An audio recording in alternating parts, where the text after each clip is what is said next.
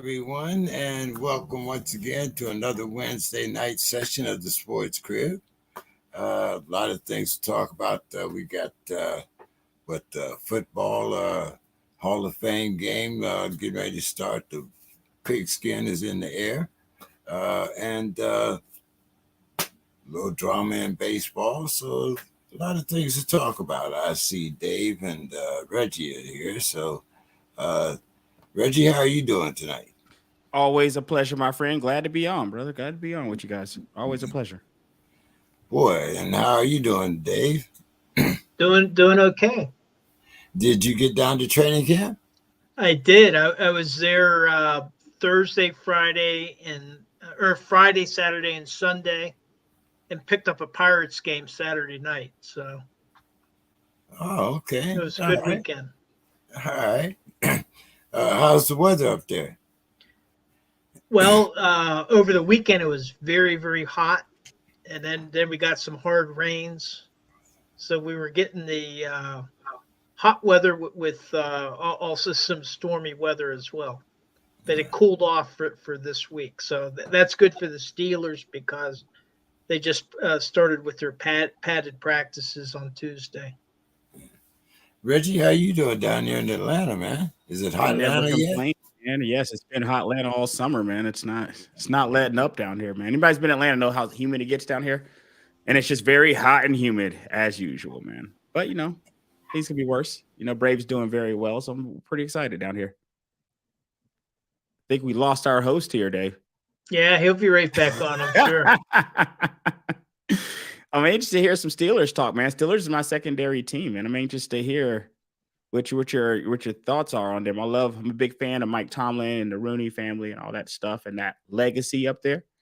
So I'm very interested to see exactly how they're going to do this year, with Kenny Pickett and all that stuff, seeming to be the heir apparent guy there. So it'd be interesting to see how all that goes. Absolutely. He's, it's going to be all on how he's mastered the offense this year. And so far he's looking okay. The offense looked a little bit shaky the first couple days, but when you're not wearing pads, the defense kind of sets the tempo, because the offensive line is backing up. And then it's like, well, how hard are these guys going to be rushing without pads on?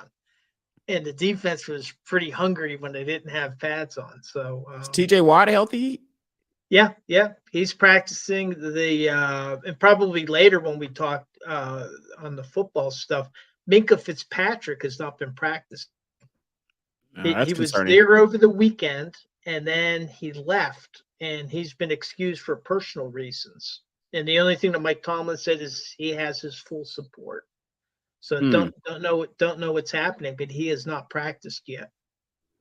And what's interesting about that is this time of year we're seeing a lot of that around the league. Here we go. Here we go. Hey, back James. in the game, there, my friend. Back in the game. And I brought company. No, you brought someone with you here. Plus one here.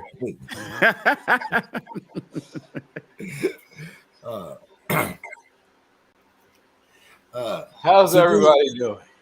Very good, my friend. Very good. Good. I love hearing, of course, any kind of Steelers talk. And, my prayers and thoughts go with whatever's going on with Minkah Fitzpatrick, his friends, family. Man, that sounds rough, loved man. ones, etc. Yeah. Dave will talk a little bit more about that a little later. But we were talking about the Yankees have been in the last play for the first time since 19.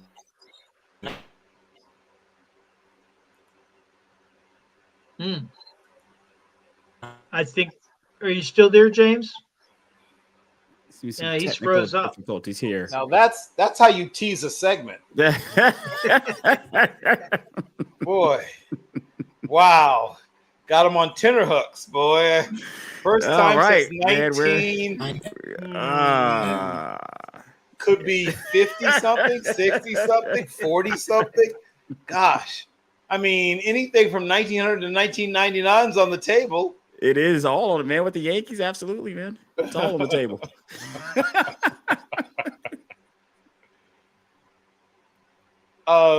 Well, I'll say this as a erstwhile Yankees fan. For the first time in a long time, Yankee fans believe the Yankees should be sellers, not buyers at the deadline, or believed that they should be sellers, not buyers. The Yankees have traditionally spent a bunch of money at the deadline. Sometimes it works, right? I'm not going to say it doesn't ever, but more often than not lately, that money has essentially been sunk in cost, and they've given up sometimes prospects that ended up being very good for other people that they could have used themselves. The team has aged, especially in certain positions, and not well. They are, as the running game returns to baseball, one of the sort of recalcitrant, digging it healed in, we're going to play for 2 bloops and a blast kind of mindset is still the Yankees. They still score on home runs. I won't say exclusively, but I bet they're in the top 5 or 6 in terms of scores via home run. They don't do a great job of playing station-to-station baseball. Their running game is negligible. And here we go. Back in the And game. so the year, James, was 1990. Oh, okay. There we go. I was a 1990. young whippersnapper back then. Boy, like to have those pictures back. So, Bill, do the Yankees make the playoffs or not? I think they'll be a play-in team or whatever they call it in baseball, a scraped-in team, we made it just barely team, and then they'll leave. They'll be bounced by a team with better pitching. We've seen this movie before, and we'll see it again unless they change their philosophy and how they build the team, quite frankly. Dave, what do you think? Well, that's a pretty big hole to dig out of. And Bill was just relating just a minute ago how I guess, Bill, you were saying that the Yankees or the fans are viewing it that they should be selling rather than buying. I would say I think it's more than 50%, especially the rational 50%, 50-ish percent of Yankees fans say it doesn't make sense to buy. It makes sense to sell. Okay, so how do you get good fast? It used to be that you'd be like, oh, let's make a big splashy signing at free agency. Oh, let's go get Nate Scherzer. Oh, let's go get – well, how's that worked out, right?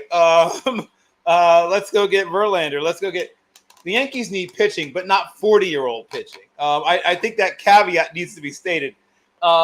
You should not get someone who's got 1 foot in the Hall of Fame and 1 foot in retirement.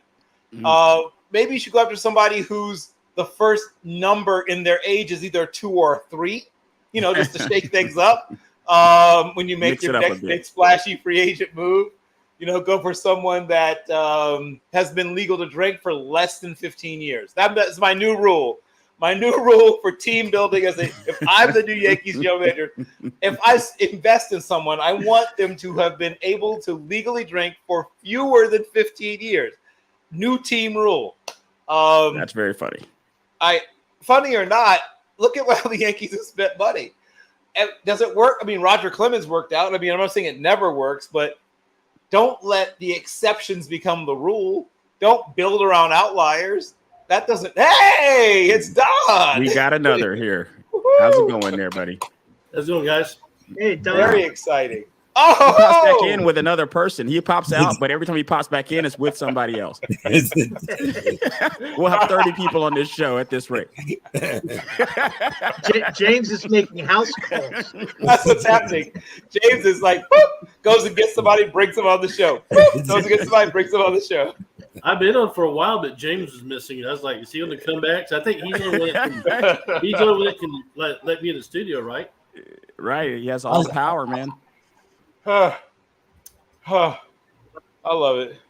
But yes, I've been very critical of the Yankees front office, not because I think they don't know baseball, but because I think they know baseball. You said 1990? They know 1990 baseball. They're experts on 1990 baseball. If only they were trying to play for the 1990 World Series, I think they might be successful. Unfortunately, I'm going to check my notes. It is not 19. Oh well. There he is. He'll be back with somebody else in a second. Maybe he'll make Demetrius with him next time. But baseball is maybe, fingers crossed, trending back towards other ways of winning other than just a bunch of home run hitters who walk, strike out, and hit home runs, and making pitching changes every 4 batters. Well, I'm exaggerating slightly, but for a while, baseball was you want your starters to give you 5 2/3 innings, then go to get you through the 6th inning specialist, then to get through the 7th inning specialist, then your setup man, then your closer, right? And a really tough left-hander's coming up. Oh, okay, well here's our left-hander specialist, But I think they're trying to. And do I dislike some of the recent rule changes? Oh my God, I can't tell you how much I dislike some of them. But I do think that some of the tinkering has it resulted in teams realizing we don't have to just try to get a bunch. The Yankees literally had a football team about a year and a half, 2 years ago. They had, I think, 5 players who weighed 230 or more pounds. Think about that. Yeah, Aaron Judge checks in at check this out, 272.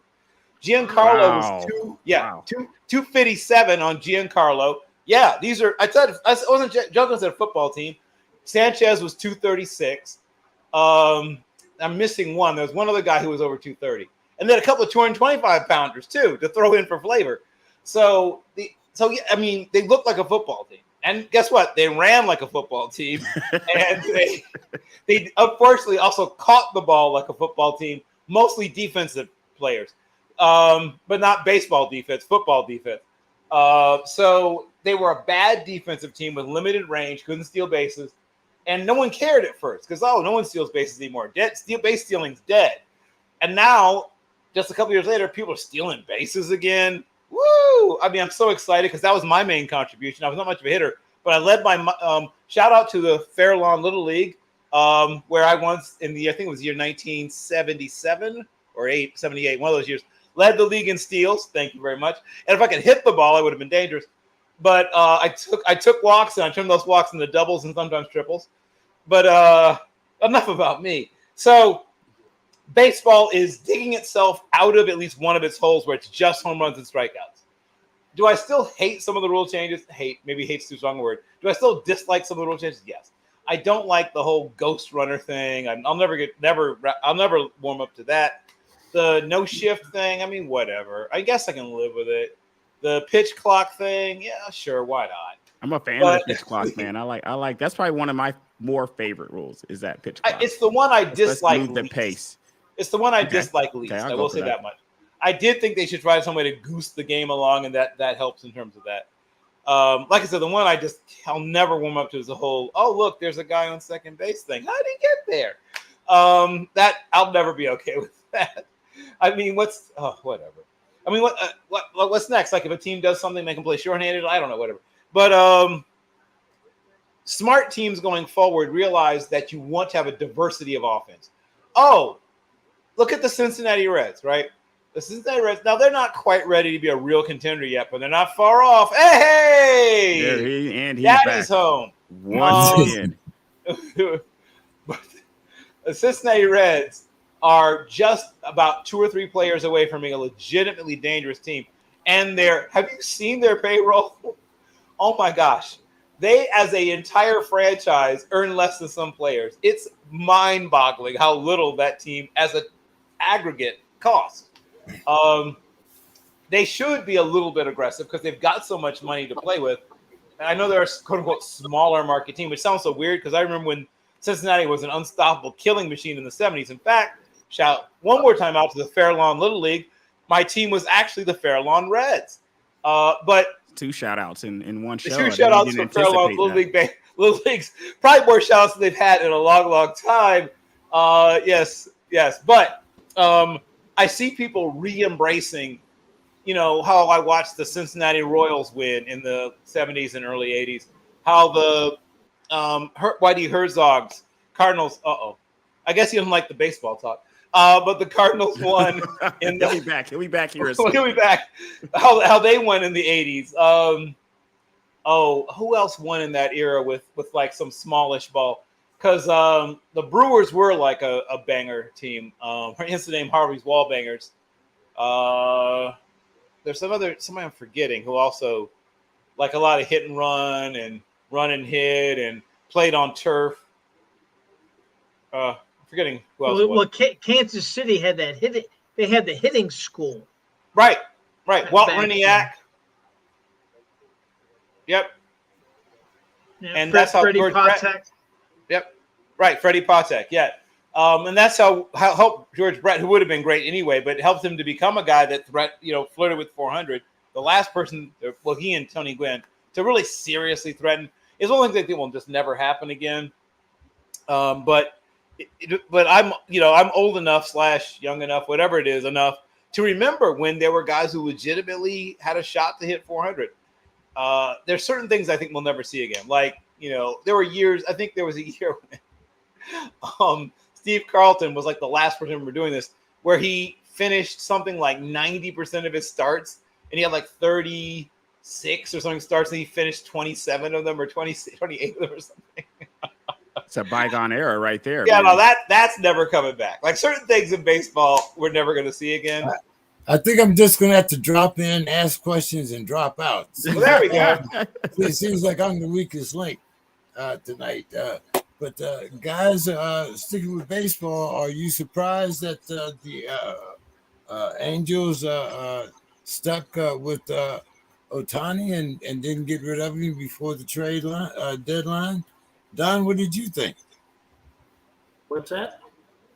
He's about Shohei Ohtani. The Angels didn't get rid of Otanhi before the deadline. I don't know why they would get rid. I mean, that guy is phenomenal. I mean, he's a do-it-all. He's like a Swiss Army knife with Japanese heritage. I mean, he does everything. So whoever his agent is a very wealthy man should be. Yes, absolutely. He only needs really one client. Oh, well, there you He go. wasn't kidding. I'm going to ask a question and drop out. He wasn't kidding. He wasn't. Man of his word. A lot of people were saying, that they wanted Ohtani to go to a contender. And first of all, while there's no hard cap in baseball, there is a luxury tax. Now, obviously, certain teams like the Dodgers, they don't care. They'll pay whatever, How much? What do you need? Do you want it in cash, doubloons, Krugerrands, a check? What do you want? Crypto? Do you want crypto? So for some teams, it doesn't matter. But it sort of does my heart good to see him. Maybe he'll have a chance to even retire as an Angel. I would like to see the Angels get. I would like to see the Angels get. Sorry, Bill. I know. I know. But I'd like to see the Angels get serious about we can all contending. wish. Absolutely. I know. But I'd like to see them get serious about contending. They have 2 first ballot Hall of Famers. Well, one definite first ballot Hall of Famer, and then a guy who has a shot at it on their roster. But then the rest of their roster is a bit of an adventure. So they need to. Now that's what people are talking about the trade, because you can now get a whole bunch of top prospects and even a couple of players who are ready to go right away and flip your team over pretty quickly. But I like them trying to build around, maybe Ohtani and maybe even Trout. The issue with Trout is, speaking of football players, another guy is 235 pounds. Have you seen Mike Trout up close? I mean, he does look like a guy who should be playing like, maybe Mike linebacker or Will linebacker. He is put together. But despite that, he can't stay healthy. Yeah, so he can't stay on the field, man. Right. So I wonder if maybe he trains too hard, which sounds funny to say. I mean, once again, some of us are only room when no baseball players look like that. None. 0. Right? I mean, Dave Winfield was an incredibly impressive physical specimen, but he wasn't built like that. He was probably about that weight, but stretched out over 6'5.5" or so.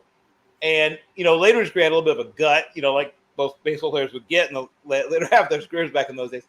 But, I mean, even the most put-together guy of the, 70s, I mean, Greg Luzinski maybe? Even, here we go. There he is. The right. host has returned. Okay, we're going to try it again and keep the little engine that could here. So let's see. All right. Don,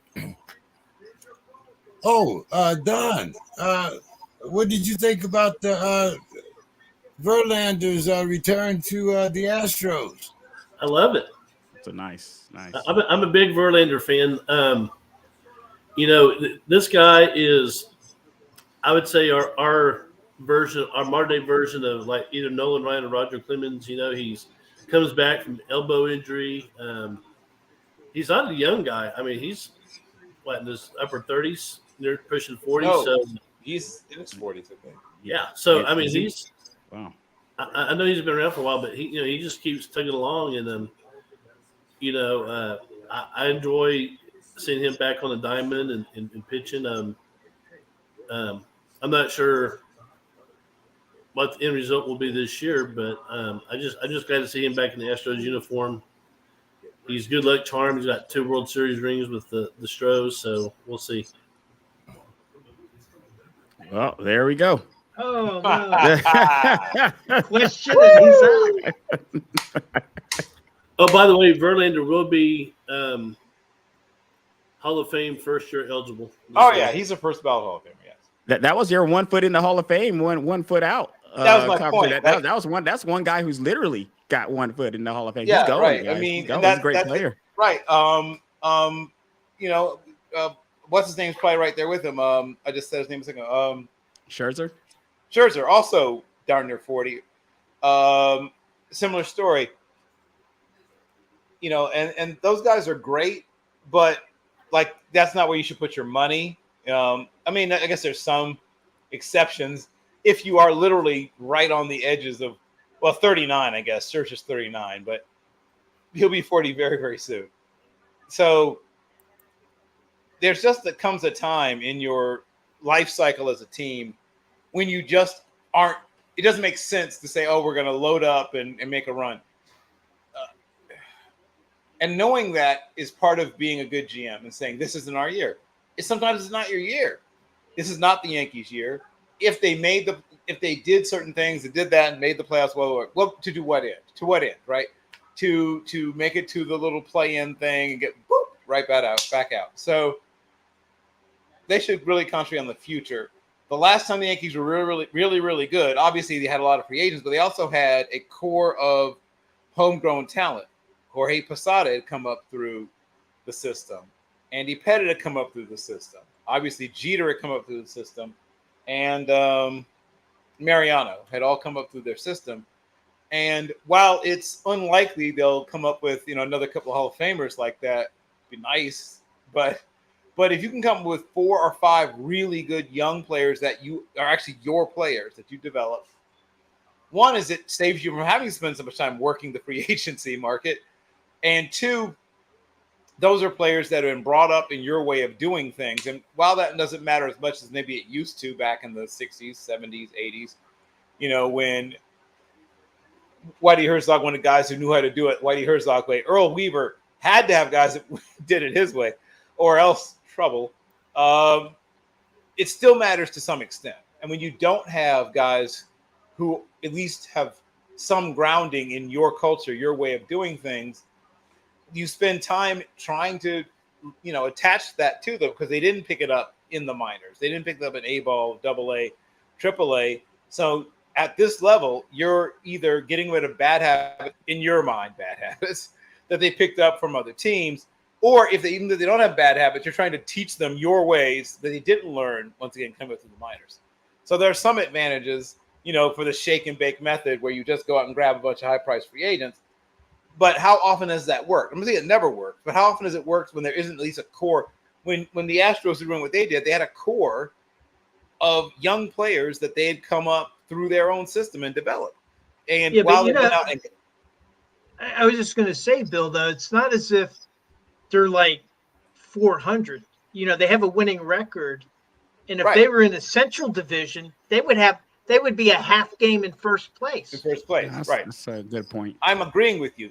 But here's the bad news, David. They are not in the Central Division. And unless they can petition for realignment, a la college football, I have a feeling they will have to stay in the division that they're in.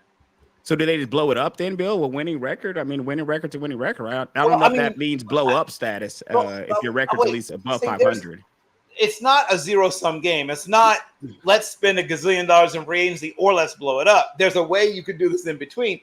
Once again, I give you the Tampa Bay Rays, formerly the Tampa Bay Devil Rays. What Oh, do they man, do? yeah, they're getting What do some they GMs do? fired is what they're doing. Is Right. Well, because the other they're a GMs looking at GM their factory. payroll, Right. They're a looking at GM the payroll factory. and Though. looking at what their payroll is down there, and they're getting results for Right. their more return on their investment than Cohen got on the Mets. Then pretty much anyone else does. Right. So let's look at their model. One, when you do spend money, instead of blowing it on some 37-year-old, instead of going and getting Zach Greinke or whatever, they say, let's invest in our minor system, right? Let's have more and better scouts than some other franchises do. Let's really invest in player development.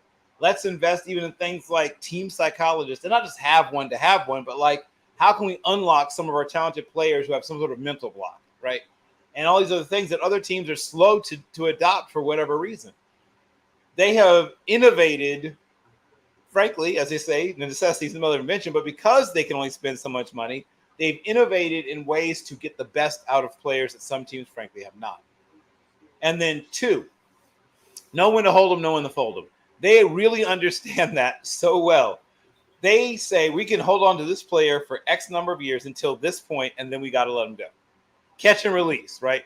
They're the best catch and release system I've ever seen because they develop players, they get great players, and they realize, okay, we've got X number of, the clock starts ticking basically every time one of their players gets a certain amount of service time, right? Because they know they can't keep most of them.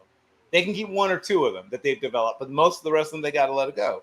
So they know when to make the trade, when to, just let a player hit free agency, all this stuff. They know when to do it, and they choose correctly way more often than they choose the wrong player, right, to hold on to or let go of. They're really good at that. I would invest. The Yankees don't worry as much about the restrictions of their marketplace, obviously, but I would invest more in player development. I would invest more in understanding the other, like the stuff that isn't just running, weightlifting, and being in the batting cage. Everybody's already doing that. The market inefficiencies, because baseball's been slow, quite frankly, to adopt some of the more cutting edge things that you find in other sports, because of the sort of baseball guy mentality of, let's drink beer and spit, as opposed to necessarily saying, let's find out what cutting edge things are going on in sports performance and bring them here, right? Well, let's contrast. You covered the Yankees really well and where they're at and what they need to do, but let's contrast it with the Mets. Because James had the question with the Mets, for sure, and their situation. So horrible. What's happening there? I guess the question is did the Mets have a mini fire sale? Yes. So, they should. Yes, I mean it makes sense. That's the short answer. So how does that compare with the Yankees? The Mets. Right. The Yankees, to their credit, didn't make as many bad decisions as the Mets did, but that's a high bar to reach. I mean, it was the old joke about a drunken sailor on shore leave, right? They really were like staggering around with dollars falling out of their pockets. And now they're trying to stagger back where they were and pick those dollars back up. So the Mets, they went all in on this year. They were hoping that this would be the year. You can tell from a dollar amount, they backed that up. From a dollar amount, they just didn't back it up on the field. Right.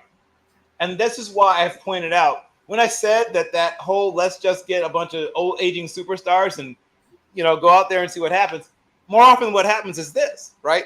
I'm not saying it never works, but more often than not, it's this. More often than not, what the Mets are going through is usually what you see when a team says, let's go out and find a bunch of guys that were really amazing 15 years ago and sign them. I'm not going to say it never works, but I might go after one guy like that, but two? I mean, what are you doing? What are you doing? Getting two guys who are 40 or about to be 40 and saying, these are 1-2 at the top of the pitching order. So like Reggie or Don, what do you think about that, from the Mets perspective? I feel like they knew what they had to do. I mean, what else are they going to do? I mean, they're horrible, and they're paying $300 million. Steve Cohen is a Wall Street guy. He's getting a horrible return on his investment. That's what it looks like. So he decided to get out of the investment. My bad, I didn't mean to interrupt you there, Don, but I just had to get that out there. Well, no, I agree with what you're saying. They're horrible. Absolutely. Yeah. So really, they're doing what they got to do. They got to blow it up. They have They to, yeah. they have to blow it up. The Yankees. I agree. The Yankees have to reimagine the building, right? Instead of blowing the building up, right, raising it to its literal foundations, they have to realize, oh, you know what? Maybe we don't need a gazebo. Maybe we don't, you know what I mean? Like there's things that maybe we don't need to build on this extra sunroom, right? Maybe we, like sometimes you just have a nice Cape Cod and maybe you do a deck and you leave it the heck alone. The Yankees have to reimagine certain things. We don't have to compete with whoever's spending the most money. One, because that's not usually how you win, right? So that's hopefully coming home to people.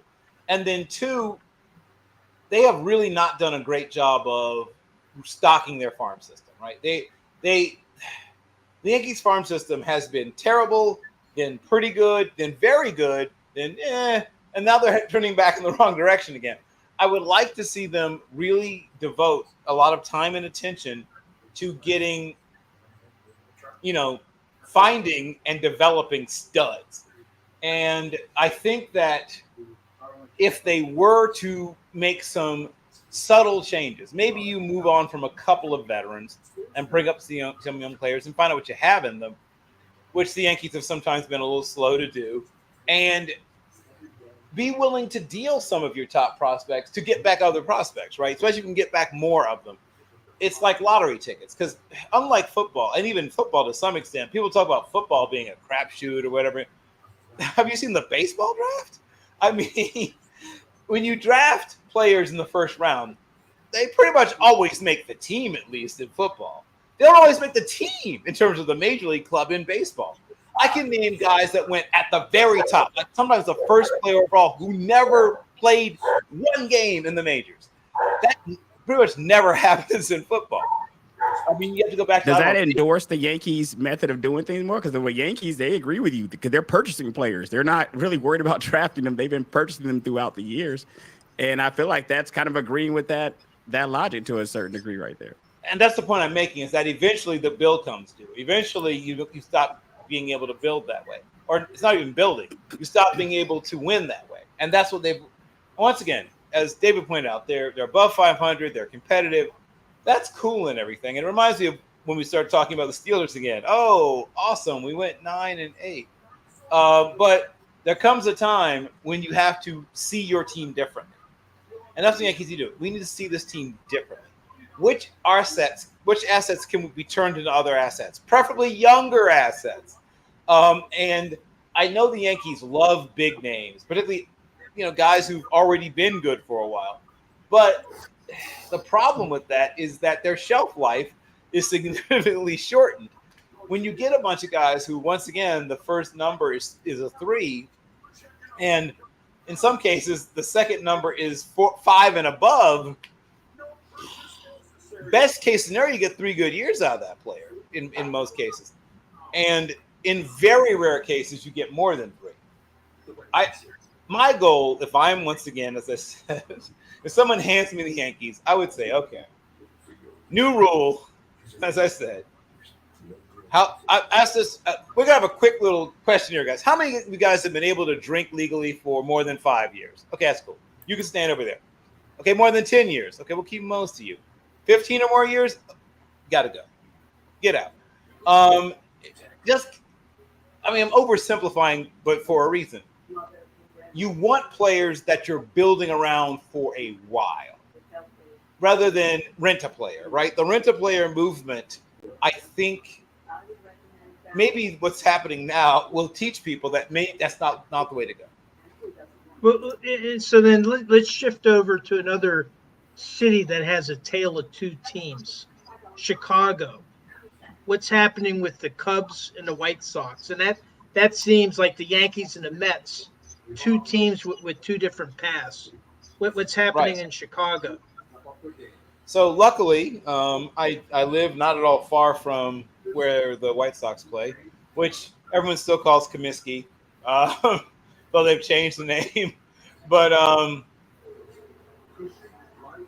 what I like about the White Sox is they, even though they're, I guess, officially a large market team in that they're in a large market, they have a smaller market mentality.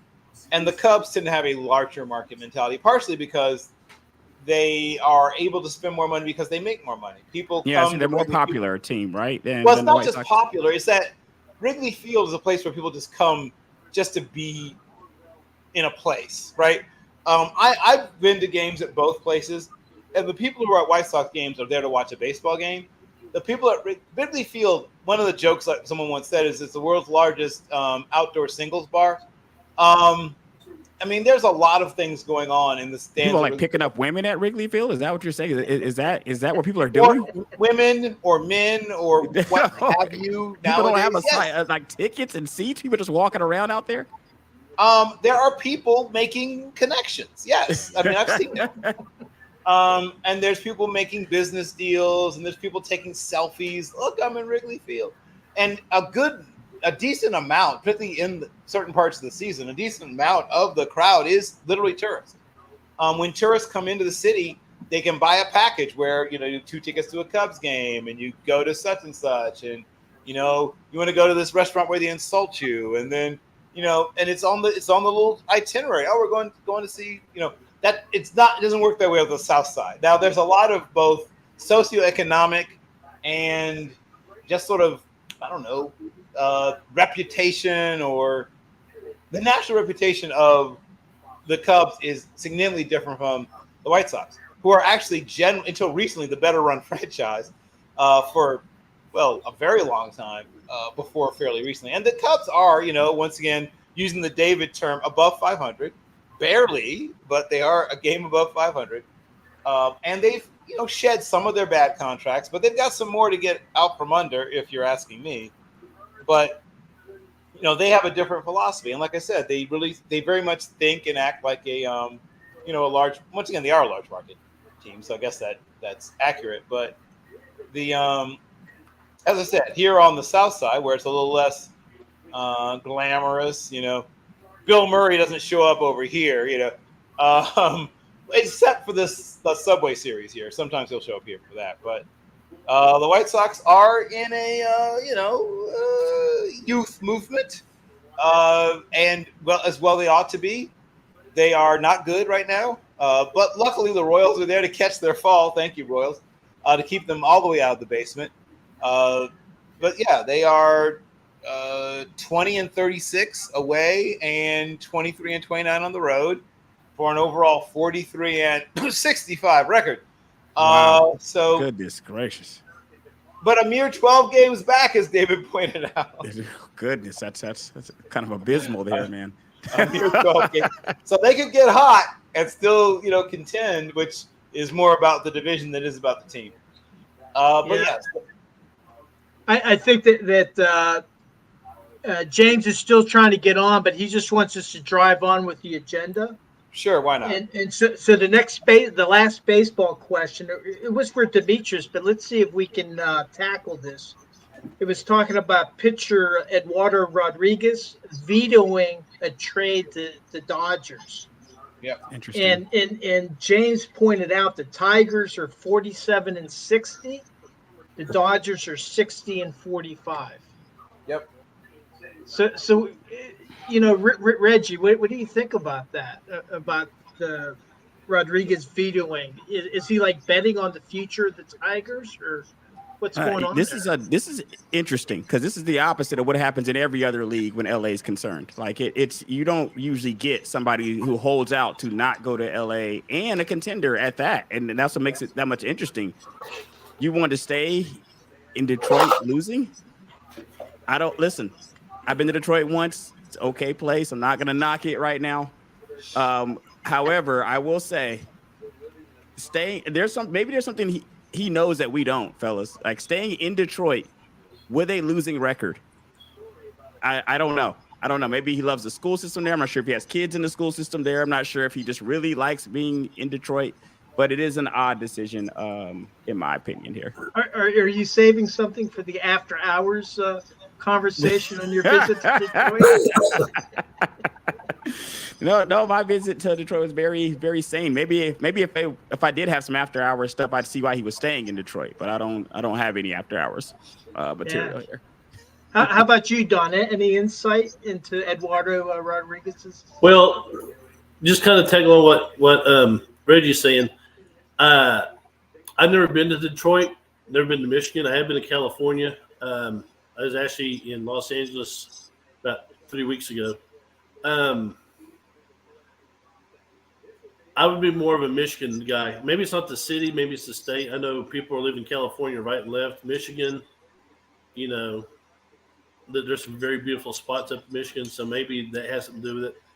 But if you're choosing to stay in Detroit, I'm not about the franchise now, as opposed to going to California or go to the Dodgers with that kind of record, kind of makes it's a head scratcher. I just want to know how much money's involved. I don't know. Yeah, for sure. The details of the contracts, but he's only making, I think, 8.3 at the moment. So, I mean, he's a bargain when you think about how good a pitcher he is. Yeah. I mean, yeah. If you're in the Moneyball, it's really kind of fascinating. The whole decision there. Looking at that record, it is definitely because it's like the opposite record, guys. It's almost the exact opposite record they have here. Well, before we leave baseball, I just wanted to mention I went to a Pirates game Saturday night. First time probably in at least 5 years I went to a game. They were playing the Phillies. And, of course, the Pirates is a sad sack team. They've been rebuilding for the last 20 years, right? Yeah, I was going to say my entire life.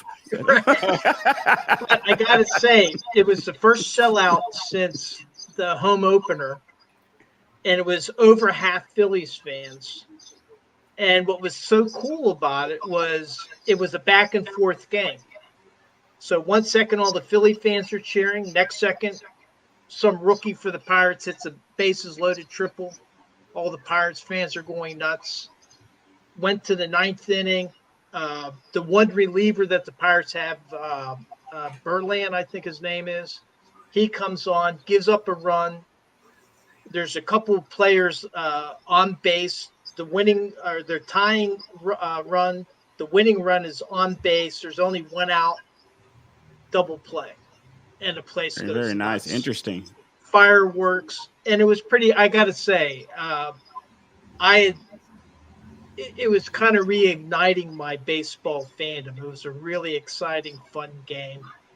And the thing is Bill had been talking about the rule changes before. And I actually during the game I didn't like the pitching clock. Actually, I think it was kind of good. It forced you to stay interested in the game because it was like moving along. The only thing I was worried about is if they went to extra innings, this thing about just putting the guy out on second base. But other than that, I didn't really notice the game changes in a actually attending a game. So I think in that sense, I think that, maybe Major League Baseball did a good thing, maybe. And I tend to not like to make those types of changes. At least they did something. They haven't done anything for like 100 years. So I'm glad they did something. So anything else on baseball before we go on to the NCAA football? Let's move on, my friend. All right. So then I think the first one, I think Don is up. James was talking about the John Wick mentality and Texas being picked to win the league. I don't know what that means. Are they killing people? I guess it means they're going to pull a Last Boy Scout kind of thing and start taking 9mm on. I guess Don will explain that to people who aren't in Texas what that means. I think maybe someone shot Sarkeesian's dog, maybe. I don't know. I think John Wick, hey, you killed Ranger. You're dying. But, yeah, so, here's what I hate when Texas is picked to do real well.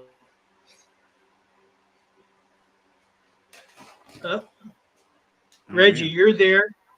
Don is frozen. Wait, Don's back. There he is. There's Don. Go ahead, Don. Continue on, Don. Drive on. Okay. So anyway, I'm just saying I hate it when Texas is picked to do real well because the pressure is always on there, and Texas doesn't always respond well to pressure. Not since 2009 anyway. Wow. But so yeah, on paper, Texas should be in the playoffs. To be honest, they got one of the better offensive lines coming back. They got real deep receiving core. Defensive line solid. The only question mark is the linebackers. You have one guy, and you got a bunch of underclassmen surrounding him. Secondary will be better. So, on paper, they should be great. Schedule is very, very welcoming. We do have to go to Alabama, but there's also speculation that Alabama isn't Alabama this year. But I don't buy. By the way, I don't buy that shit. I expect Alabama to win 11 games. So hopefully, well, how many teams are they going to have in the national championship playoff? How many teams are going to be in it in 2023? I think this is last year with 4. It'll still be 4 they're this year. 8 at some point, but I don't think it's this year. Yeah, and next year I think it jumps up to 8. I think so. So you think Texas will be one of those 4? I think so. I think Texas, Georgia, Alabama, and probably USC. Oh, there we go. Put Caleb in there. Very nice. Does anybody want to disabuse Don of that notion? When did we get Archie? When is Archie playing? Is that not this season? Is that next season? No, he's already said that he wants to redshirt. They got Quick Ewers. Okay. Him, he'll probably be a second-round draft pick. And then behind Quinn Ewers, got a guy named Malik Murphy, who I thought outplayed Ewers in the spring game. I mean, that guy has a gun on him. He's 6'6". Yep. Yeah. Well, you'll really love him when he finally lands at Auburn or wherever and is tearing it up. But yeah. So, all right. And then Bill, then the question comes up with OSU and the quarterback battle there. Well, I mean, what's going to happen? It's Kent McCord's to lose. Speaking of cannons or howitzers or whatever it was Don was talking about, that's another guy who can rock a guy back with his ball. I mean, Kent McCord has one of the strongest arms in college football. He just is very inexperienced. But, talent's not going to be an issue. Somebody mentioned linebackers. It's almost odd how similar the two teams are in terms of strengths and weaknesses. There's a few questions maybe in the secondary as well, but the linebacker group at Ohio State is a big-time question mark, and the tight ends, I'd say, as well. But everything else, Ohio State's very solid. If McCord is as good as I think he's going to be, they should be fine at quarterback. They're good at running back. Their offensive line's a very, very good one. Their receivers, senselessly good. They're going to have 3 wide receivers drafted in the next draft. And the defense, the pass rush is a bit of a solve for X. They have talented guys, but none of them has quite put it all together yet. But there's some guys they expect to put it all together. But yeah, Ohio State could well be a playoff team this year as well. Very interesting. Wow. Very interesting. I think we lost Don, guys. Yeah, we did. He dropped off, and I don't know if he did it on purpose or not. But let's drive on. So then we shift up to the Big Ten, and the question is Michigan going to make it 3 in a row over Ohio State? It's difficult to do. I mean, possibly. Demetrius here. I know what Demetrius would say, but right. Yeah, absolutely. Well, he'd be somehow hoping that both teams could lose, but my completely cold, knowing nothing about how these teams will actually look, is to say no. It's just too hard to do. But we've seen it happen twice, which means it can happen. But I just have a feeling that Michigan comes back to the pack a little bit this year. Reggie, any thoughts? I kind of with Bill there. I think it's difficult when you look at the kind of year, because they had a special year last year. And when you're seeing, it's so difficult to rehab special years. When you're a team that's used to being there, kind of like when Clemson was going, or even with Ohio State, they tend to be there. And then you just pop up randomly over a year or two, then I'm not saying that you can't do that again, but I'm just saying like we need something just more consistent, I guess, less special, and just maybe something that shows that this is who they are now for, the future. All right, and I really don't know. I couldn't tell you what's going to happen there. I think Ohio State. I think the rivalry. I think a lot of rivalries have kind of died down.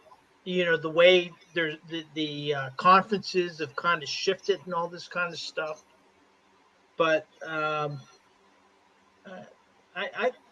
could see Ohio State reloading and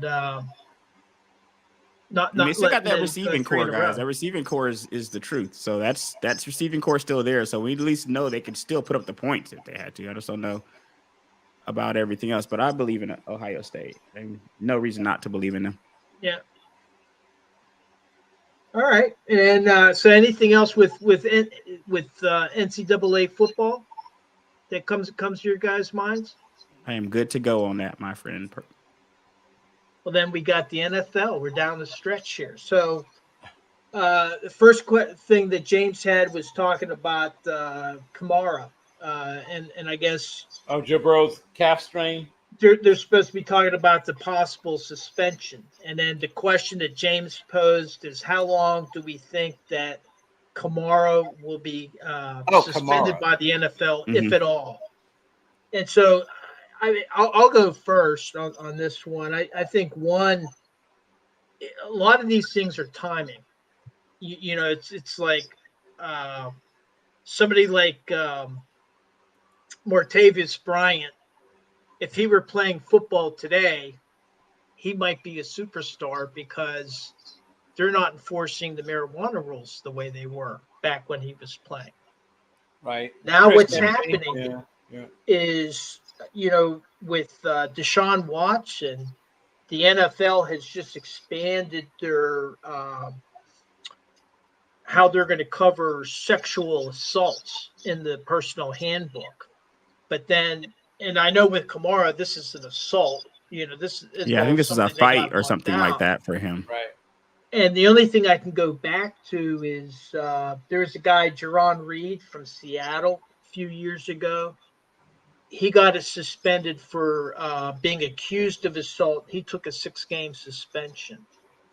Just on an accusation, a 6-game suspension. Yeah, and I think at that time he was suspended before there was any type of final court finding of guilt or innocence.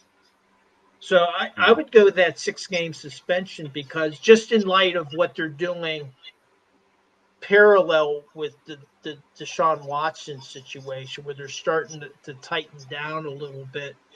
And I think where the NFL is concerned is that they don't want to come across like, there's a number of years, it's probably been 10 or 20 years ago, when the NBA had players going up into the stands and exchanging blows with spectators.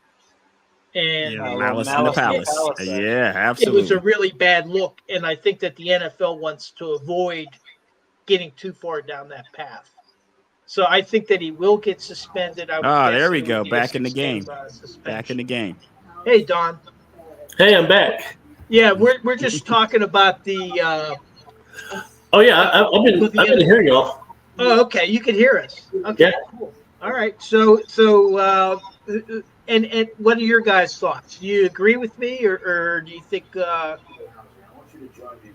packing? Deshaun got 11 games. How many games did Deshaun 11 get? games. Was it 11 games for Deshaun? I believe it was 11 games. I mean, guys, maybe 4 to 6. I'm not sure what the actual legal situation has played out. I'm not really sure how the accuser feels about it. I'm not sure if the accuser's been gung-ho about it the same way Deshaun Watson. Yes, right, yeah. Because Deshaun Watson's accusers were pretty aggressive on wanting to see him something happen to him. I'm not sure if Kamara's accuser is the same way, but maybe 4 to 6 games, guys. I don't think 6 games is crazy. I think if they go 6, I think they settled a lot. They settled most of Deshaun's accusers. Has Kamara settled with his? I don't think if there's a lawsuit involved, it's a criminal case. Man, that doesn't bode well for him. I'm gonna go 4 to 6 games on this, guys. I mean, I think if they do 6, I think the NFLPA is gonna come in and say it needs to be less, and I think maybe they end up settling around 4. But I would need a little bit more information about the accusation. Okay, Bill, what do you think? Yeah, my guess is 6, and then as often happens, gets brought knocked down to 4 on appeal. But I think what they hand down is a 6 game suspension. And Don.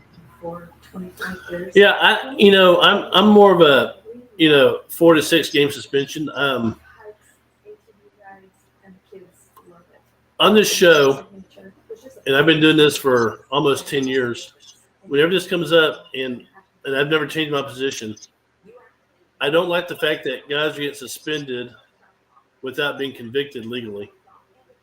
I know that's probably not a popular opinion, in this day of age of Me Too and all that, but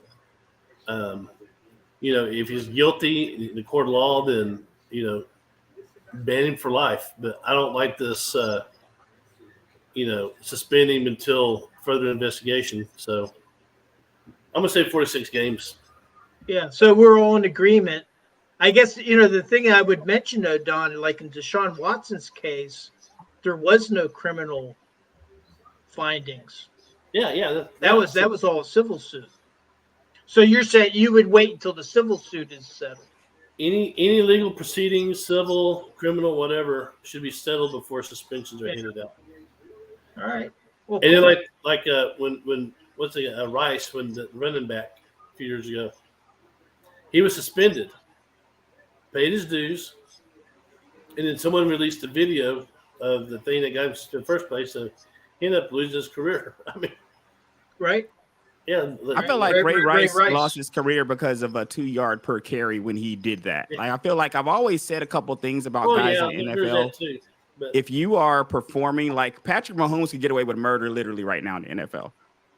Could a guy who's second, third down on the depth chart, could they get away with the same thing? They're out of here even at the assumption. They're probably off the team. So I think that 2 yards per carry on the Ray Rice probably did him in more so than I hate to say it like that, but I think that was a big contributing factor. All right. Fair. And this is one that's to be continued, because I'm sure we're going to have more situations arising, and we'll see what what Roger Goodell decides to do. So, and then moving on with Tampa Bay, they were talking about the quarterback competition between Baker Mayfield and Kyle Trask. And I guess the offensive coordinator had indicated that the competition had, quote, tightened up.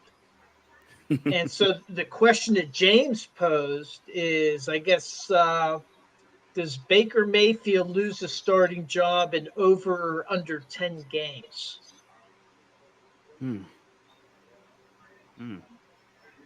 I guess my question would be has he been anointed the starter? I don't know the answer to that question. But that's interesting, because I would assume he would be. Like, I would assume when they got him, he was a starter. So maybe you see something in camp that tells you otherwise. Maybe you're seeing Kyle Trask and saying, I don't know if this is our guy, but I would imagine they brought in Baker to be the starter. It's interesting that he would be on the cusp of not being, I guess, is pretty interesting to me. Don, any thoughts? So whenever you sign Baker Mayfield, you are rolling the dice. Yes, sir. You're not sure which Baker Mayfield to get, but I can't see any team signing Baker Mayfield saying, "Oh, you're going to be our starter." I just don't see that happening. I guess there are general managers out there who will do that. Is he NFL caliber? Yeah, he's a average NFL quarterback, and he's not going to be. I don't see him as being penciled as a starter anywhere. Oof. So that's just.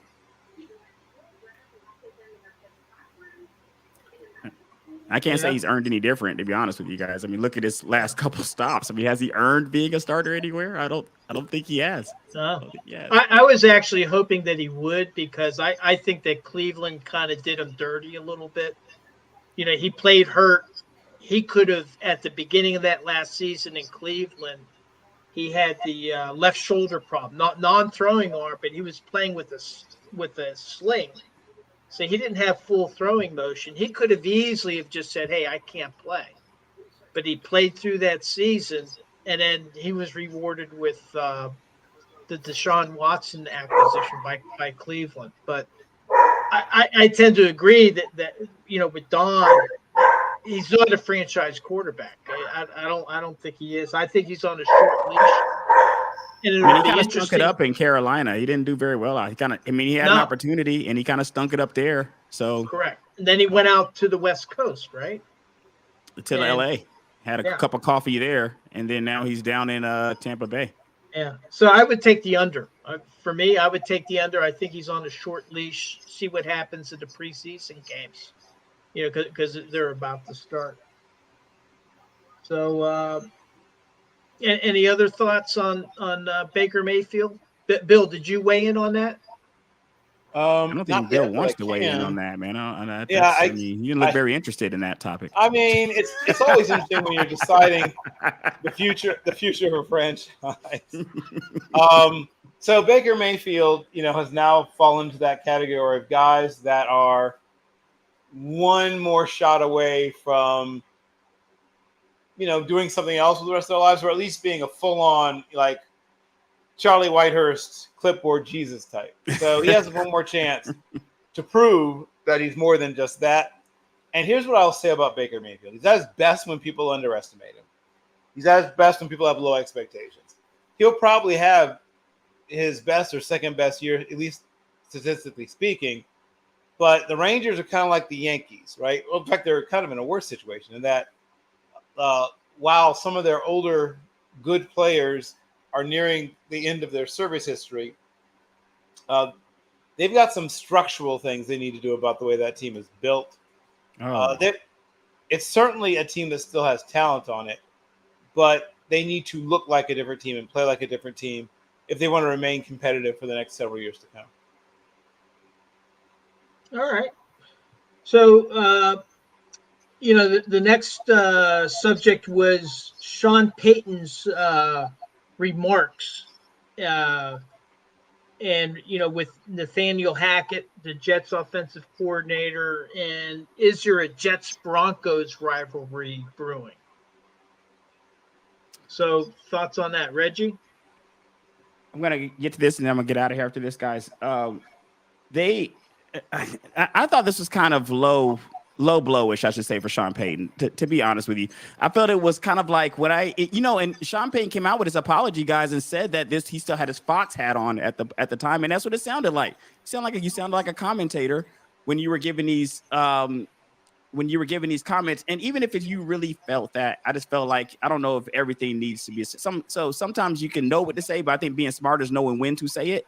And I don't know if this is just necessary. I don't know if this did your team any favors. You making these statements about Nathaniel Hackett's not even on your team anymore. He's not even on your coast anymore. Nathaniel Hackett's on a whole different coast, coaching a whole different team. I don't think that he had to say it. And if anything, guys, it does make that Week 5 matchup more interesting. If nothing else, you know, now we get a rivalry is too much, because I don't think these teams even play each other that much to call it a rivalry. But it'll be interesting to see if that rivalry starts at this year, Week 5.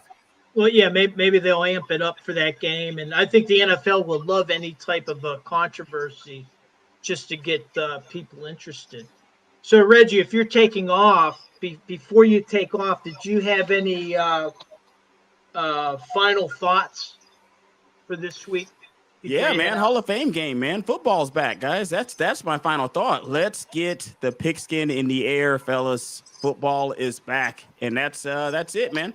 That's it. I will see you guys next week, and hopefully we get James to join us. That'd be nice, right? That'd be nice if James joins us on the show. And I think that maybe Don said he can hear us, so maybe he'll Don's coming back, man. I don't think Don's gone yet, man. Yeah, Don, I feel like we'll be back at some point tonight. All right. Hey, take care, Reggie. Hope to see you next week. Absolutely. All right. So right now it's just you and me, Bill. But let's drive on here. Yes. Let's jump to the Chiefs and Patrick Mahomes. One of the things that he said is he wants to follow Tom Brady's example, and with his salary, leave room in a salary cap to add talent to the league. Yeah, he already has done that. He's going to be allowing the team to restructure and massage and fold and whatever, spindle, mutilate, whatever they have to do in order to maintain some of the other players that they want. So at the time that he first signed his deal, people were like, oh, that's so much money. And now people are like, oh, it's such a bargain. Life comes at you fast when it comes to quarterback contracts in the NFL. All right, good. And James is back. So James, we've been following the agenda. Reggie just signed off. He gave his final thoughts, which were about the Hall of Fame game. He's excited to get the pigskin back in the air. Don may be on in the studio. He's kind of popped on and off, but he said he could still hear us. So I don't know if Don is still on there in the background. Let's see if can you guys hear me all right? Yeah, we hear you great. Okay. In the pipeline 5x5. Okay, I'm trying to get back in there. I saw thanks for holding it down there. Yeah, he there's something wrong. He must be fat fingering something, because it seems every time he's trying to make a move and then it goes off. So, well, let's pick up from let me ask you: do you think do you think he has a legit chance at 7 rings? He's young enough that I can't say no. I just don't believe somebody's going to get 7 rings. It's so a silly number. Like, so many things have to go right. The Brady got there, but he played forever. He played absolutely forever. And maybe Mahomes will play forever too. But I think that the 3, 4 is. We should stop sneezing at getting the 3, 4, maybe 5. That's a lot. You want a short list of players. You could fit all the players who've got 5 rings in their careers in a minivan. It's not a lot. So I think 4 or 5 is more realistic, but it's not impossible. Yeah, I agree with you. I just think in today it's so much more difficult to win the Super Bowl than it was 15 or 20 years ago. And teams are proving that, hey, they know how to manipulate the cap so that they can bring in talent and just the way the league is designed. So I would think not. I think it's possible, but I would say no if I were betting on it. And he could win a couple more, which would be huge.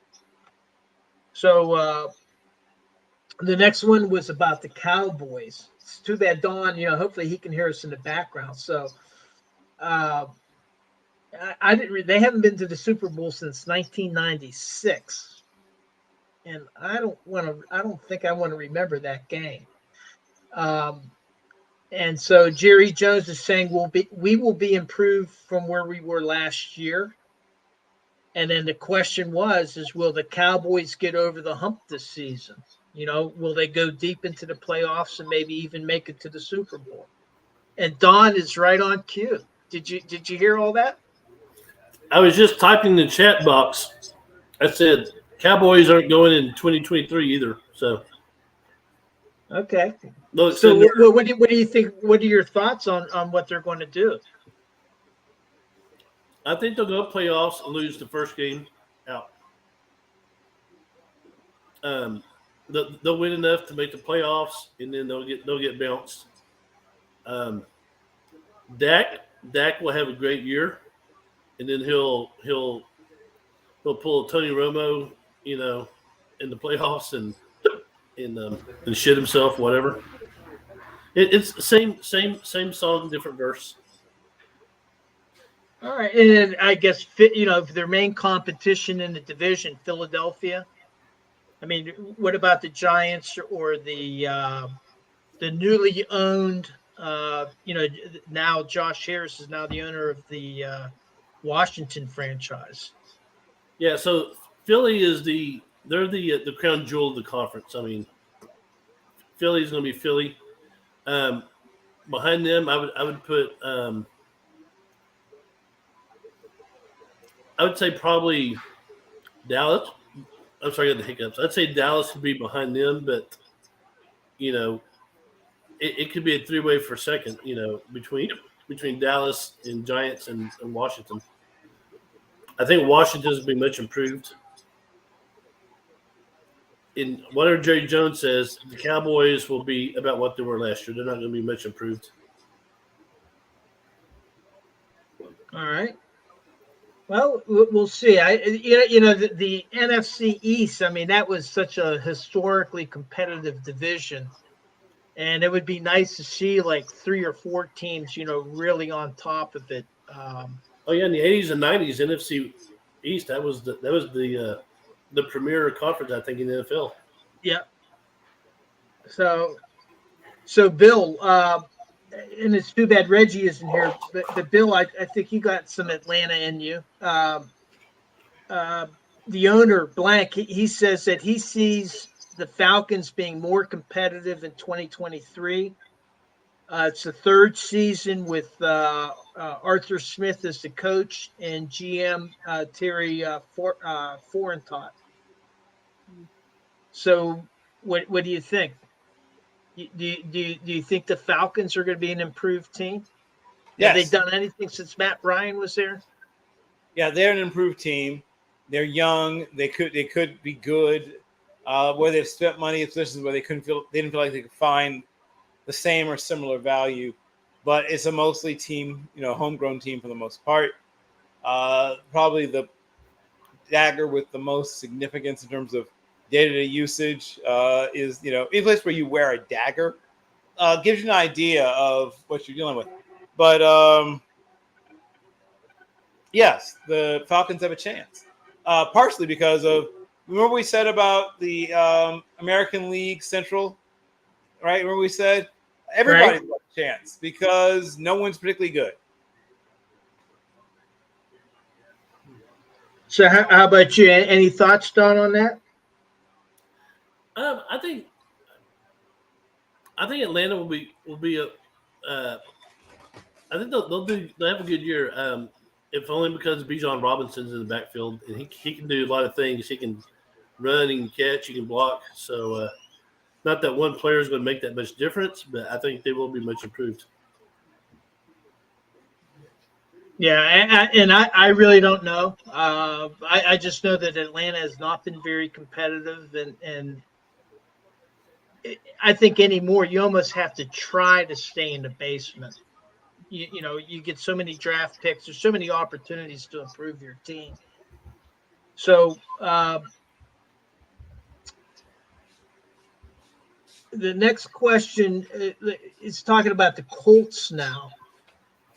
And this is this whole thing with Irsay kind of making some comments about, hey, if he died and if Taylor was out of the league, that the NFL is still going to continue on. And also saying that there is implications of using the non-football injury on Taylor so that he could potentially not be paid. And then his contract would carry over into the next year. Yep. And then also Irsay saying that he's Taylor requested a trade. Irsay saying that's not happening. So in the meantime, they've lost a running back in training camp, and the Colts have. So what do you think is going to happen between Taylor, the running back, and the owner in this little public squabble that they're having over his contract? Well, they're going to bring back one of the guys who's played for them in the last couple of years who probably still remembers. Well, they've changed some things. The offense is actually not the same, so I guess it won't matter if they played there before. But they're going to go find one of the available retreads. Darrell Henderson, Philip Lindsay. I mean, name one of the guys. And they're going to play chicken. And they are going to win, most likely, at the game of chicken because players don't, especially running backs, don't have a lot of time to make money, quite frankly. So most running backs, with the exception maybe of Emmitt Smith, cave at some point, and they end up like Joe Mixon or Saquon Barkley name any one of the running backs, not named Christian McCaffrey. All of them are playing for less than they want to play for. There's one happy running back in the whole league, David. One. Everyone else is going to be somewhat disappointed. I think Jonathan Taylor will end up at some point playing. What did you think of Irsay's remarks? I mean, the man enjoys pharmaceuticals, and he says things. I mean, some of the things he says are insightful and interesting, and some of the things he says are, okay. Who was in charge of watching him that day? Don? Israel's nuts. Let's just put that out there. He's very much a product of his father, and you know how that went. I think as far as the conflict between him and Taylor, he's going to win in the long run because the owner has the money. But I think Taylor's going to win in the court of public opinion, of course. But I don't have a lot of faith in the Colts right now. Yeah. I think some of what Irsay said was true. I mean, the NFL is going to drive on no matter what happens with them. But I think, like you said, I think from a PR point of view, stupid. He was better off just keeping his mouth shut. But I think it'll be interesting what happens. I don't see the Colts really threatening anybody this year for going on. So, and then we got the Bills, and really what this question is, Josh Allen is saying, I don't want our team to be focused on the Super Bowl. He wants the team being focused on the playoffs. Do you agree with them? I do. It's logical. Yeah, I mean, you can do both, but I mean, every player in the NFL thinks about winning the Super Bowl. I mean, so you can say we're focusing on the playoffs, sure. I mean, but you're focusing on the playoffs not just to get that cool, we made it to the playoff swag or whatever they give you when you make the playoffs. I mean, that's not why you make the playoffs. You make the playoffs, you can win the Super Bowl. So it's a bit semantics, a bit distinction without a difference. But sure, if that helps, if that works, do it.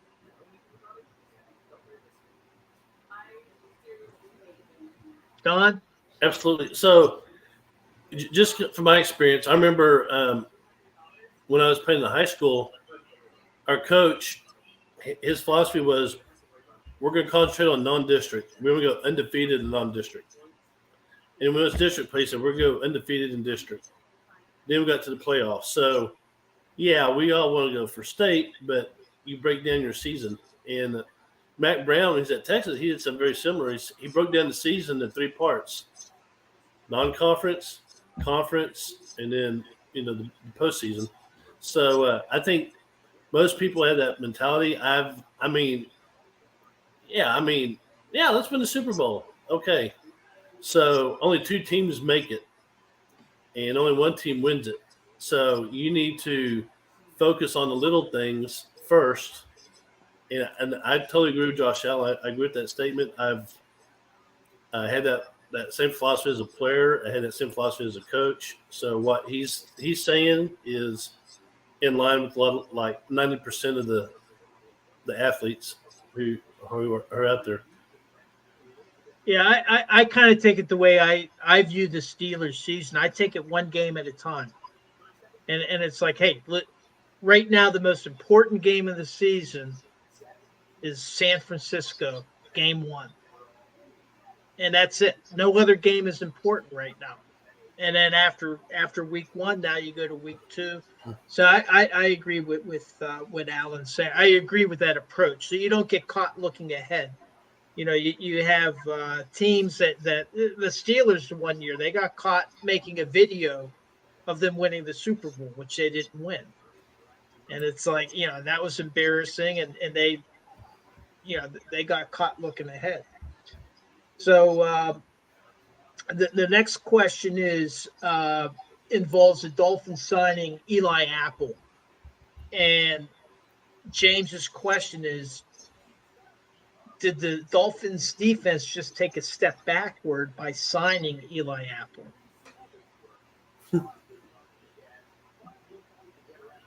You said a step backward by signing Eli Apple? Yeah, the Fins D just take a step backward. The Dolphins sign cornerback Eli Apple. And when you sign Eli Apple, your defense takes a step forward, backwards, and then one to each side. Eli Apple is truly a gift that gives and then takes away. And then, it's not like he lacks talent, but he is a maddeningly inconsistent player. He's capable of getting hot and being very, very good for a while, maybe even up to 4 games. And then the other Eli Apple shows up, right? There's a good apple and there's a bad apple. And you don't know which one you're going to get sometimes. And in one game, you might even get both of them. But yeah, he's a very inconsistent player. Yeah, I guess the way I look at it is, how much of an investment did they make? And from what I understand, it's a 1 year, less than $4 million a year deal. And so for a 1 year rental. And so it's like, okay, well, as long as he's hot, you play him. And then if he starts to show, if his inconsistencies show up, well, you need to have a deep bench and sit him down. But I don't think that they've invested a whole lot. So I don't see the problem with it. I think that probably he'll add to their defense a little bit. What do you think, Don? I got to kind of agree with Bill here. Apple, he's shown flashes of greatness, but then he's also shown flashes of being very mediocre. I don't see how that's going to propel the Dolphins defense any higher. I think best case scenario is that they're where they are now. I don't think it's doing any better. I don't think they'll get any worse. I think they'll kind of stay the same. Okay, so you think he'll be 28 this year, so he's kind of hit his ceiling? Yeah, I think quarterbacks, between 28 and 30, that's probably par for the course. All right. So then the next thing involves the New York Jets and Dalvin Cook. So apparently they're saying that Aaron Rodgers is giving up $35 million, but that Cook seemingly turned down the Jets' offer. And now there's rumors that the Cowboys may be suitors for Dalvin Cook. So what are your guys' viewpoints on that? Well, I think if Devin Cook is available, Jerry Jones will snap him up immediately, because Jerry Jones likes bright, shiny objects. And in Jerry Jones' defense, if he does do that, there is room for him on the roster for sure.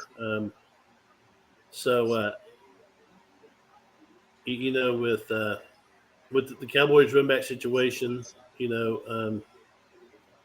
Cook can step in and be, a starter. So I just think that if he comes available, he'll be a Cowboy. But we'll see.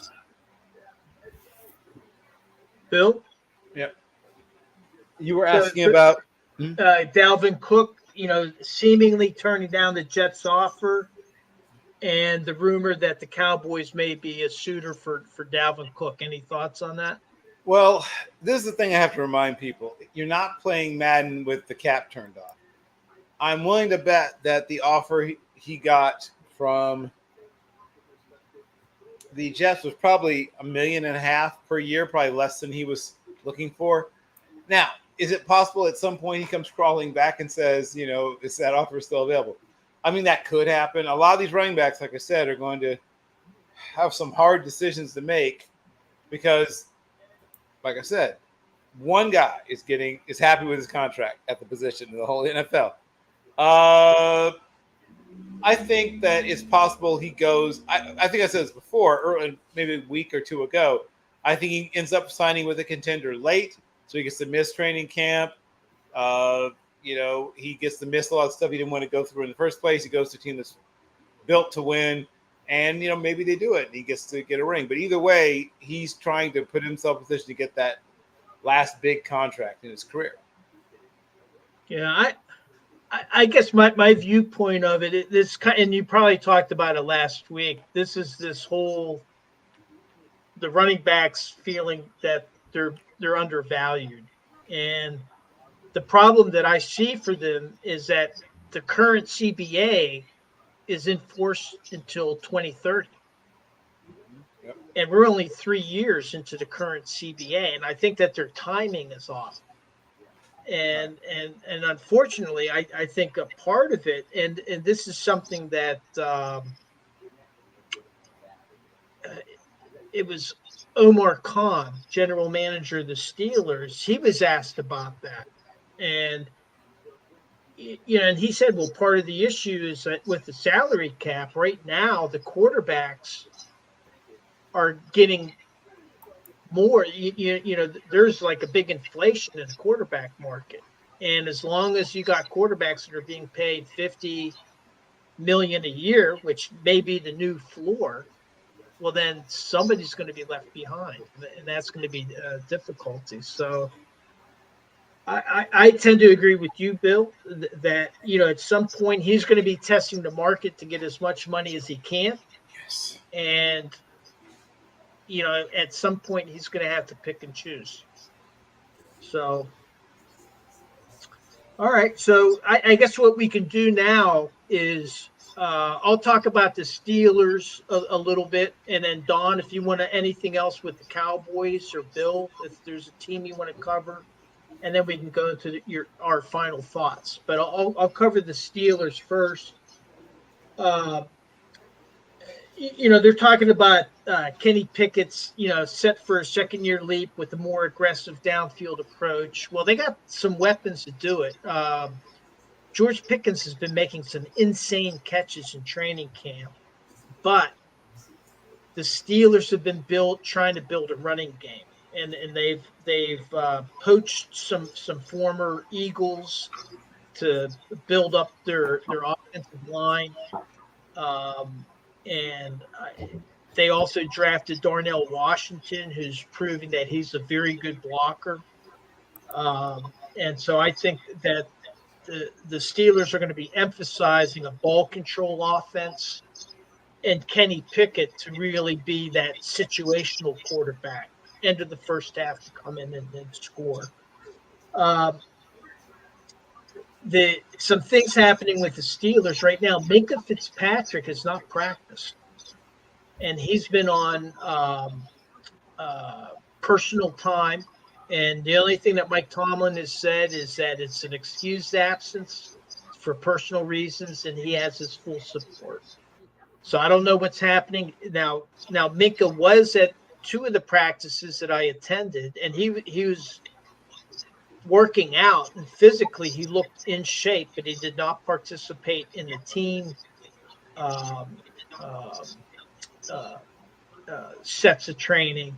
But that was giving other people an opportunity to play in at safety, including Peterson got some reps at safety, which I found interesting.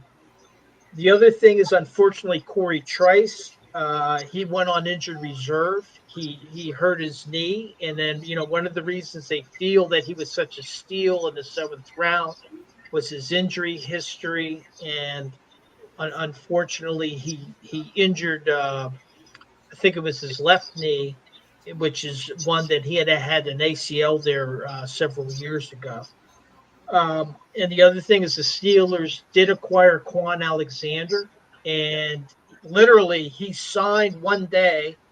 The next day we were at training camp thinking, well, we were looking for him, not thinking that he would actually be participating in the practices, but they salted him right in there into some of the practices. And then when he wasn't on the field, he was sitting down with the inside linebacker coach going over what looked like a call sheet, I think, to learn the different calls and signals. So I think that the Steelers are they're progressing. It's just an unfortunate loss to lose Corey Trice. That was unfortunate. And then we have to find out what's happening with Minka Fitzpatrick. And I just hope everything's okay. I don't know what's going on. So that's what I have for the Steelers. Don, was there anything you wanted to cover for the Cowboys or for anybody else? No, we covered Cowboys as much as possible. I was going to ask you a question about the Steelers. Sure. Is Mason Rudolph still getting reps in practice? Yeah. They have 4 quarterbacks in camp. Kenny Pickett is taking the first team reps, Mitch Trubisky the second team, and Rudolph the third team, and then Tanner Morgan has gotten a couple scraps. So typically what the Steelers do is they start off with what they call 7 shots. So after they go through their dynamic stretching, they're at the 2-yard line and offense versus defense, and then they have 7 plays, one after the other. Kenny Pickett will do 3 or 4. Mitch Trubisky will do 2 or 3, and then Mason Rudolph will do 1 or 2. And they actually score them. And then in the past, Tomlin has given like lobster dinner to the offense or defense, whoever's won that 7 shots. And then later on, they have 11 on 11. They have like 3 sessions of 11 on 11 where it's situational football. So you'll have the down marker. It'll be like 2nd and 3. That will be the situation. And then they'll run their plays. So Mason Rudolph has been getting some reps, but mostly on third team. But he was looking good the first few days. But from what I was talking to some people that were there today, and he looked bad. He was not looking good. So, okay. All right. Hey, Bill, was there a team that you wanted to cover, or anything that you want to before we go into final thoughts? I'm trying to think if there's. Well, here's what I'll do. I won't talk specifically about a team. I will talk about a specific position. And the NFL has, come, well, I don't know, it's not full circle. I guess it's 270 degrees. I don't know. The NFL, it used to be no matter what you were, you didn't play for a year, maybe more. There's a handful of guys that got to play, significant snaps before their second team in the league, and sometimes even the third. And partially because of the structure of the CBA, partially because owners are just less patient, they've gotten rid of a lot of that. Those programs that used to exist, or where they do exist, there's more barriers to entry than before. Try to weed out someone who's supposed to actually meeting with them and weeding about the, legitimate process filled with integrity. But yes, I do find it disquieting to sit there and talk to someone who is not her. Okay, cool. So then, how about your final thoughts for the week? And by the way, I just got a message from James. He says he can hear us, but he can hear and see, but he just can't get in. But anyway, what are your final thoughts, Bill? For me, Yeah. I'm glad you asked. So, not your final yes, right. final thoughts for the week. For the right, okay. I'm so glad you put it that way, because that means I can slip free of the icy clutch of death at least for one more week. So, what I will say is that on this day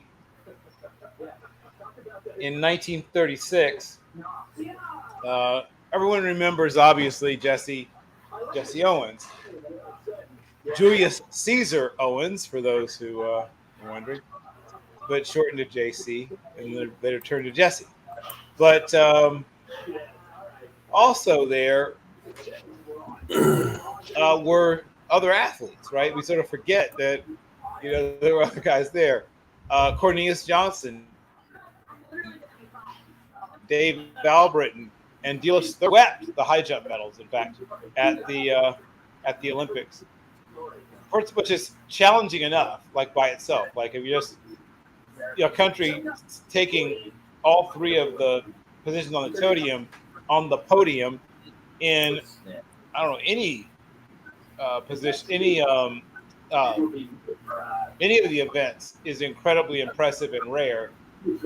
But in that situation, under those particular challenges, and once again, these black men in this very challenging setting. And I want to focus particularly on Dave Albritton, who isn't, I think, discussed nearly enough for what he did. First, he was an amazing all-around athlete. Later was a teacher, coach, and even a legislator at the state level. A world-class long jumper, but he did so much more than that. Went to Ohio State, born in Danville, Alabama. He won the NCAA championships in also that same year, 1936, earlier that year. He and Cornelius Johnson both cleared 6'9" and 3/4, setting a world record at the Olympic trials where they were competing against each other to try to qualify. And it gives you an idea of just how, once again, special, rare, and amazing. And so these two black men, of the 18 athletes that went, an amazing number of them, placed or medaled, or in this case, finished first and second, in the case of these two. But that wasn't enough for the Americans, right? So you've already had, these two men on the podium, and obviously everyone talks about Jesse Owens, but these two are up there. And to kick it all off, then you had a third. It's, like I said, an incredibly impressive thing to do, and to do it under those very difficult circumstances in, literally Nazi Germany in 1936. They have these incredibly impressive athletes. And like I said, we hear all the time about Jesse Owens, but he wasn't there by himself.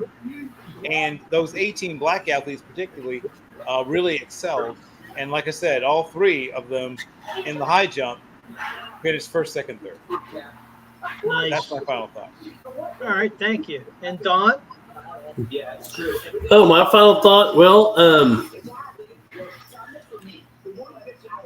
to be honest, my final thoughts are not so much what we've talked about today, but a lot of controversy about the Women's World Cup.